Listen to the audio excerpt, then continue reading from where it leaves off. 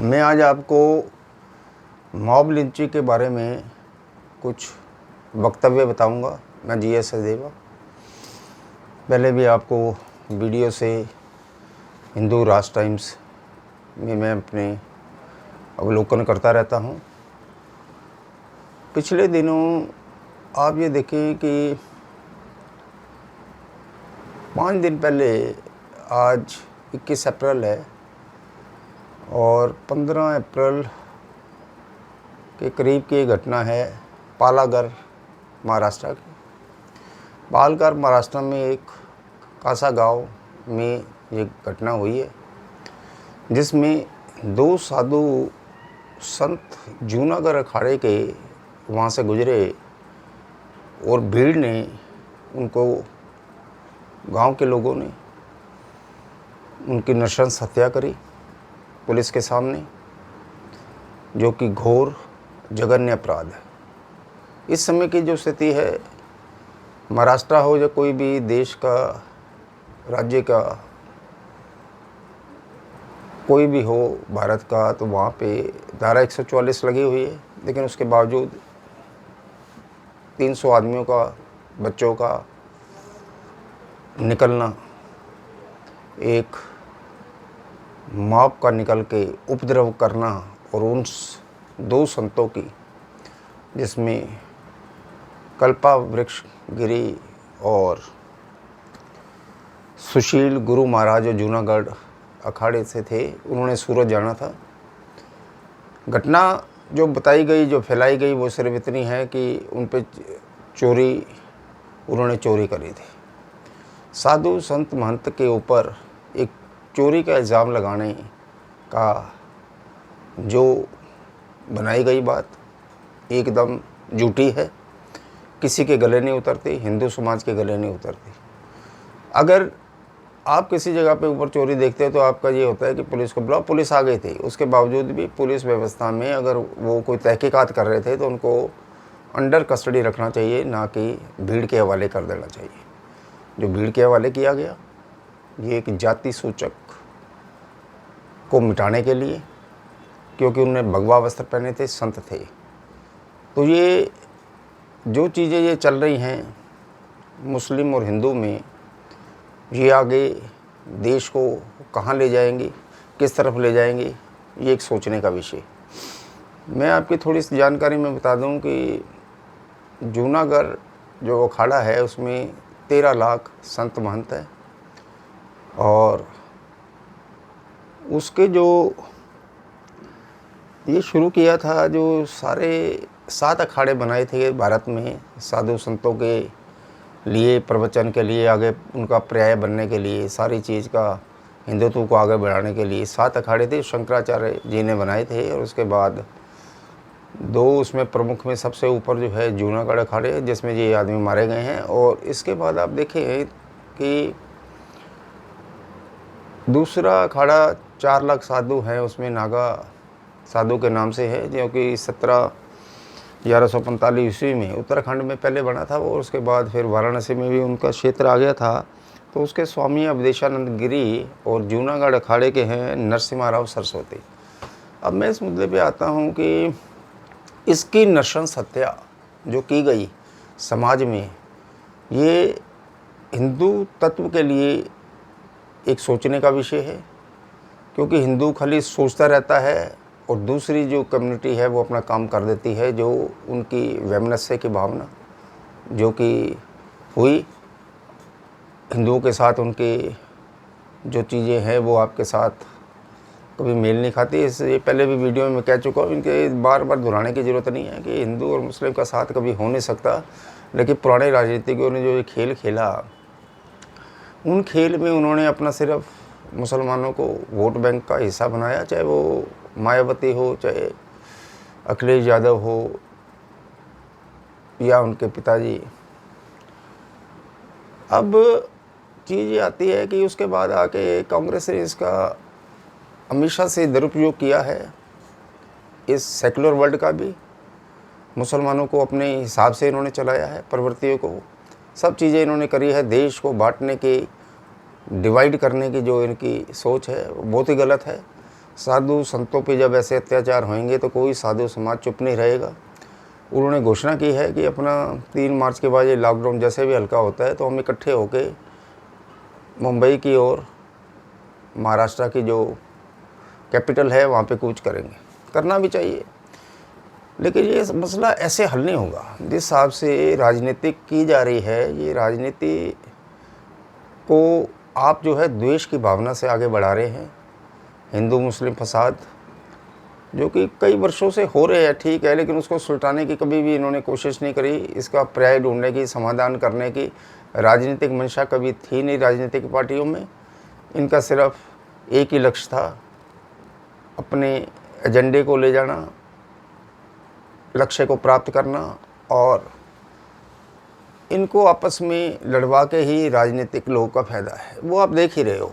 अब आपने राजनीतिक पार्टियों को जो है थोड़ा सा सबक सिखाना पड़ेगा आपको। कोई भी पार्टी हो जो आपको आपस में लड़ा रही हैं, दूर से तमाशा देख रही हैं, आप देख लो। कभी आपने देखा है कि बड़े बड़े ये संतों का ख़त्म होना, हिंदुओं का ख़त्म होना हो जाएगा। कल को एक संत मारा गया है, हिंदू भी नहीं बच सकता। जब तक आप इकट्ठे नहीं होंगे सारा ये माहौल बहुत आने वाले समय में ख़राब रहेगा। अब चेष्टा सिर्फ इस बात की है कि अगर हिंदू इकट्ठा न हुआ तो आने वाले भारतवर्ष में पूरा गृह युद्ध होगा, या हिंदू बचेगा या मुसलमान बचेगा। तो ये ताकतें जो है आगे बढ़ रही है, फासीवादी ताकतें जो आगे बढ़ती हैं, और ये सारा जो माहौल जो 57 कंट्रियों में पहले भी जिक्र कर चुका हूँ, जो जहाँ पे मुस्लिम इस्लाम धर्म है, ये पूरे विश्व पे कब्जा करना चाहते हैं। इनकी महत्वाकांक्षा बहुत है। इनमें जो है कोई भी बुद्धि, कोई अकल नाम की चीज़ नहीं है। इन्होंने खाली मंदिरों को तोड़ने का काम किया है। अकबर और उसके टाइम के ऊपर, मुग़लों के टाइम के ऊपर हमारे 30,000 मंदिर जो तोड़ दिए गए थे, उसमें इस बार भी देख लो, वर्तमान में पुजारियों को मारा जाता है, उसको करा जाता है, अत्याचार किए जाते हैं। उसके बावजूद भी कोई भी राजनीतिक पार्टी अपना सिर्फ एक स्टेटमेंट दे के वो अपने आप को बचाव की मुद्रा में ले आती है, तो ये गलत है। आप ये बताओ कि वैसे राजीव गांधी और सोनिया गांधी बिल्कुल अपनी चीज़ के ऊपर मोदी के विरुद्ध बोलने में और उनका प्रचार अगेंस्ट करने में तो कभी पीछे हटी नहीं। इसलिए कांग्रेस टूटती जा रही है, ख़त्म हो जाएगी। राहुल गांधी और इनको इसके लिए घोर भर्त्सना करनी चाहिए, लेकिन क्योंकि मुस्लिम आदमियों ने मारा, इस वजह से वो बिल्कुल चुप हैं। चुप रहना उनके लिए घातक होगा आने वाले भविष्य के लिए। हिंदू इससे बिल्कुल कट जाएगा, सारा हिंदू इकट्ठा हो जाएगा भारतवर्ष का, और हिंदू कांग्रेस को बिल्कुल ख़त्म तो हो ही चुकी है, बिल्कुल ख़त्म कर देगा, शून्य तक ले आएगा। आप देख लेना आगे आने वाले 2024 के जो चुनाव है, पहले भी कह चुका हूँ, 20 सीट से ऊपर इनको नहीं मिलेगी। अब सीटों का भी छोड़ो, भारतवर्ष का भी छोड़ो, बात ये आती है कि एक शरीर को, संत को, महात्मा को, या कोई भी आदमी अगर मरता है तो ये हिंदुओं के लिए एक बहुत बड़ी घातक चीज़ हमारे दिल को लगती है, ठेस पहुंचती है कि किस प्रकार से, कितने बर्बस तरीके से और उसकी जो है विबस तरीके से उसको मारा जाता है। भीड़, पुलिस व्यवस्था बिल्कुल निसंकोच से खड़ी है। तो उसका ये आने वाले प्रभाव में मैं आपको बता दूं कि उद्धव ठाकरे की सरकार जो है कुछ महीनों के मेहमान है, चली जाएगी। ये कारण क्या है कि ये भगवा को मारा गया, और भगवा लेके, स्वराज लेके जो बाला साहब ठाकरे थे, शुरू में आए थे, कुछ भी नहीं थे वो। शुरू में उन्होंने एक एम्बुलेंस सेवा शुरू करी थी जो शिवसेना के नाम के ऊपर थी। धीरे धीरे जैसे प्रचार हुआ महाराष्ट्र में, उनको सेवा भाव में राजनीतिक पार्टी आगे बढ़ जाती है, जैसे शिवसेना आगे बढ़ गई। लेकिन जो बाला साहब ठाकरे ने ऊपर से जो भी इन्होंने किया है, आज पहले बाला साहब ठाकरे की मृत्यु हुई, और मेरे हिसाब से आज जो है ये जब संत महंत को ये मारा गया है, वो भी महाराष्ट्र में, तो ये एक बिल्कुल कलंकित दाग है जो कि उद्धव ठाकरे पे लग चुका है। उद्धव ठाकरे को ये अब सोच लेना चाहिए कि उसका जो राजनीतिक अंत है वो नज़दीक आ चुका है। ऐसी चीज़ें, ऐसी घटनाएं होने के बाद किसी चीज़ के लिए आपने प्रबंधन कार्य और अपने आप को बचाने की मुद्रा में आप अगर आओगे, 3 दिन बाद ये प्रेस के आगे ये बयान देना कि ये चीज़ें जो है मैं 101 आदमियों को पकड़ लिया, वो कर लिया, उससे कोई फ़र्क नहीं पड़ेगा। अभी पीछे महागिरी हैं और ये योगी संत, उन्होंने एक पीछे बयान दिया है कि जो है इसके गांव को, जो संत आदमी उबलेगा सब करेगा। जब ये इतनी राजनीतिक पार्टी को शर्म नहीं आ रही तो क्या होगा। अब महाराष्ट्र में जो पार्टी है, क्योंकि वो कांग्रेस एनसीपी के साथ मिलकर काम कर रही है, उनकी गोद में जाके बैठ गई है शिवसेना। इससे शिवसेना के जितने कार्यकर्ता हैं, शिव सैनिक सारे इससे धीरे धीरे देखना कि कटने शुरू हो जाएंगे और 6-8 महीने के अंदर ही 2021 के मिडल में ये सरकार नहीं रहेगी। यहाँ पे महाराष्ट्र से ख़त्म हो जाएगी। कौन सी सरकार आएगी ये बाद में देखेंगे, लेकिन राज ठाकरे जो है उनको मेरे हिसाब से जो महाराष्ट्र नवनिर्माण सेना है, तो मेरा ये प्रयास है और मैं हमेशा से कहता हूँ, ऐसा नहीं है कि मैं राज ठाकरे की कुछ चीज़ों का मैं जो है साथ हूँ, उनकी उत्तेजित भाषा के भी साथ हूँ, लेकिन कुछ चीज़ें अगर उनके चीज़ है वो बाद में चीज़ें ठीक की जा सकती है। उनके व्यवहार को, किसी के स्वभाव को नहीं बदला, इतना बदला जा सकता है कि थोड़े से जो बेसिक चीज़ें राजनीति में होती है उनके मुद्दों के ऊपर उनसे समझौता किया जाता है। भाजपा को करना भी चाहिए। आने वाले इलेक्शन में आप देखना कि भाजपा और राज ठाकरे का बिल्कुल मेल होगा और जो बाला साहब ठाकरे ने अपनी शिवसेना बनाई, जिसके उद्धव ठाकरे इस समय प्रेसिडेंट है, ख़त्म हो जाएगी ये बिल्कुल। और सारा जो उनके आदमी हैं उधर जाके मिल लेंगे। ख़त्म हो गया, उनका टाइम ख़त्म हो गया, क्योंकि जो हिंदू संत मरा है इसके लिए सबको अपराह्य रूप से उसकी घोर निंदा करनी चाहिए। हिंदू समाज को आगे आना चाहिए और जिन्होंने ये अपराध किए हैं उनको जेल के सलाखों में पहुंचाना चाहिए। और मैं तो वैसे भी कहता हूं कि हिंदुत्व को खाली ये चीज़ देख के नहीं, वैसे भी इकट्ठा होना चाहिए। हिंदू राष्ट्र बनाने के लिए आगे चलना चाहिए। सेक्युलर वर्ड हटा देना चाहिए। सेक्युलर वर्ड का कोई फ़ायदा नहीं है। ये तो सिर्फ इंदिरा गांधी ने 1976 में एक शब्द लाके दूजों के आगे ये नया खड़ा कर दिया। उससे पहले जो आप ये देखो 1947 में देश आज़ाद हुआ, तो 1976 में 29 साल तक वो देश किस रास्ते पे चल रहा था, क्या कोई संज्ञा थी उसकी। लेकिन अब आके उन्होंने जो है 1976 में ये करा और उसी सेक्युलर वर्ड का फ़ायदा उन्होंने मिनॉरिटी का करके, जबकि आपको मैं समझा चुका हूँ मिनॉरिटी होता कितना है, 2% से नीचे जो पॉपुलेशन होती है किसी भी कंट्री में वो मिनॉरिटी कहलाती है। लेकिन इनकी परसेंटेज आज की डेट में 17% है और उस समय भी 4.5% थी जब 1976 में शब्द लाएगा। तो गलत है चीज़ों को, अगर आप इन चीज़ों को करके आगे बढ़ाते हो और राजनीतिक फ़ायदे का लोभ करते हो, राजनीतिक पार्टियों से मोह भंग हो जाएगा। अगर हिंदुस्तान में हिंदू ऐसा ख़त्म होना शुरू हो जाएगा।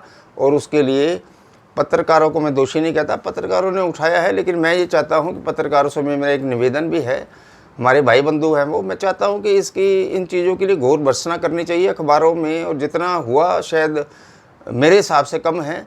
और पूरे आज तक में रजत शर्मा जी ने उन्होंने सारा बताया, बहुत अच्छी बात है, जी वाले भी बता रहे हैं। लेकिन मैं इसे सोचता हूँ कि वैसे चैनल जो है थोड़ी थोड़ी चीज़ के लिए, कोई ऐसी फालतू चीज़ के लिए तो अपना 2-2 घंटे लगा देता है उसमें, लेकिन ऐसी चीज़ जो हिंदुत्व के साथ हो तो ज़रूर करनी चाहिए उनको। इस समय की मांग है, हिंदू के साथ चलो। मैं तो कहता हूँ चैनल और जितने भी ये हैं, आज तक है, जी टीवी है, जी न्यूज़, सारे जितने भी हैं आपके चलने वाले अच्छे जो चलते हैं, इंडिया टीवी है, इनको हिंदुत्व के मुद्दे पे भी ध्यान देना चाहिए। एनडीटीवी के पहले जो है वो उन्होंने गलत कर ही दिया, 3-4 आदमियों ने, वो तो देशद्रोह का काम करा जो कि कांग्रेस के सरकारों के साथ मिल के करा है, जिसमें जो है आपकी चीज़ों का आप समावेश ऐसी जगह से कर दिया था, बिल्कुल वो मुसलमानों की भाषा ही बोलने लग गए थे। कानून हो या कुछ हो, कुछ कानून में भी खामियां रही हैं। ऐसा नहीं है कि कानून एकदम बिल्कुल स्वस्थ तरीके से काम करता है, कानून में खामियां हैं, जिसका जिक्र मैं आगे करूंगा आपको कि जो कानून बने हैं उसको भी थोड़ा चेंज करना चाहिए। राष्ट्रद्रोह जो होता है ये भी एक तरह का अपराध होना चाहिए और जिसमें उसकी ज़मानत नहीं होनी चाहिए। प्रूफ थोड़े से हो, लेकिन फैसले जल्द से जल्द होने चाहिए, जो हमारी भारत की अर्थव्यवस्था में बहुत कमजोरी का पक्ष लेके आता है। आदमी जमानत के लिए चला जाता है, चाहे अटैम्प्ट टू मर्डर हो, दूसरे हों, 8 साल के बच्चे के साथ बलात्कार करा हो, तो हिंदुओं के बच्चों के साथ बलात्कार हो रहा है, मुसलमान के वो कर रहे हैं और आप उनको जो है जो जमानत पे रिहा कर रहे हो, तो ये बिल्कुल दंडनीय अपराध होना चाहिए और बिना जमानत के होना चाहिए, नॉन बेलेबल होना चाहिए, तभी उनको डर रहेगा। मुसलमान हिंदुओं को हिंदुस्तान के सड़कों पे मारेगा और आप उन पर गोली भी नहीं चलाओगे, गोली के भी आदेश नहीं दोगे, तो ये कमी है राजनेताओं में, पार्टियों में कमी है जो कि शासित रही है और जो भी कर रहे हैं उनको इस बात पे ध्यान देना चाहिए। आर्मी को डिप्लॉयड करना चाहिए ऐसे ऐसे जगह के ऊपर जहाँ पे ये नज़र आता है कि हॉटस्पॉट है और कुछ भी हो सकता है। योगी जी बड़े अच्छे चल रहे हैं, योगी जी की हमेशा प्रशंसा इसलिए करिए, अतुलनीय है वो आदमी। और वैसे भी जो है आप ये देख के चले कि उन्होंने अभी पीछे उनका देहांत भी हुआ उनके पिताजी का, लेकिन उसके बावजूद भी उन्होंने अपने जो है जो शासकीय कार्य है उन पर अविलंब नहीं किया और आखिरी समय में भी वो एम्स में उनको देखने ना जा सके। मैं उनको प्रणाम करता हूँ। ऐसे सज्जन जो है आदमी देश का, अगर योगी जी जैसे बंदे होंगे, मोदी जी जैसे बंदे होंगे, अमित शाह जैसे होंगे तो बहुत देश चलेगा। लेकिन मैं फिर भी मेरी जो अपनी सलाह है वो यही है कि इन चीज़ों को, धर्म के जो चीज़ें हैं आपस में, धर्म के जो लोग लड़ रहे हैं या जो पूरी सियासत के बीज जो है, इनकी जहर के बीज इनके दिमाग में डाले गए हैं, मुसलमान कौम के भी और हिंदुओं की प्रवृत्तियों में भी कुछ हो सकते हैं। मैं ऐसा नहीं कह रहा हिंदू मुस्लिम साथ कभी चले नहीं और चलेंगे भी नहीं। मैं उन बातों पे भी नहीं कह रहा। आप जितना मर्जी इनको समझा लो, उनकी समझ अगर होती है तो ऐसी चीज़ें ना करते जो कि चीज़ें हो रही है हिंदुस्तान में, आपके सामने ही है कि हिंदुओं को मारने के लिए ये कोरोना के लिए भी उसमें जो है फलों पे दूसरे पे आके थूक और पेशाब का जो लगाया जा रहा है, ये गलत है बिल्कुल। उनको देख के चलना चाहिए आगे। मैं सिर्फ इस चीज़ की भर्त्सना कर रहा हूँ, आगे से हिंदू राष्ट्र इकट्ठा होना चाहिए, तब आके कुछ चीज़ें होंगी। अगर आप बिल्कुल चुप करके बैठ जाओगे, हिंदू अपने आप डरपोक पहले ही रहा है और ज़्यादा डरपोक होने की ज़रूरत नहीं है। और आपको ये है किसी न किसी वक्त हथियार उठाना पड़ेगा। आप पुराने नेता सुभाष चंद्र बोस और वो कोई मतलब ये है कि वो फालतू के आदमी तो थे नहीं ना कि जिन्होंने देश के लिए करा, तो आपको भी करना पड़ेगा ना। खाली आप सरकार के ऊपर छोड़ के भी तो सारी चीज़ें नहीं होगी ना। अपने आप में प्रभुत्व पैदा करो, थोड़ा सा साहस पैदा करो, सड़कों पे निकलो, डिमॉन्स्ट्रेट करो, उनके अगेंस्ट जाओ। सरकार अपने आप आगे झुकेगी आपकी, ये चीज़ नहीं है। सियासत से एक अलग चीज़ होती है, लेकिन धर्म और वो चीज़ें भी आपने देख के चलनी है। हिंदू समाज को इकट्ठे रहना है। मैं आज आपको ये वृतांत जो था, मेरे को बड़ा दुख है इस बात का कि संत महंत की इतनी घोर हत्या होगी तो देश का क्या होगा। मैं GS सदेवा आगे भी आपको देता रहता हूँ। मेरा हिंदू राष्ट्र श्री राम से चैनल है और देता रहूँगा आपको अच्छी जो बाकी जैसे भी आप करेंगे, आपको अच्छा लगा करे तो इनको सब्सक्राइब करो, जिससे कि मेरे मन में भी आपको अच्छी चीज़ देने की लालसा हमेशा रहती भी है। मैं बोलता रहता हूँ, आप सुना करें उसको। ओम नमो शिवाय, ओम नमो शिवाय।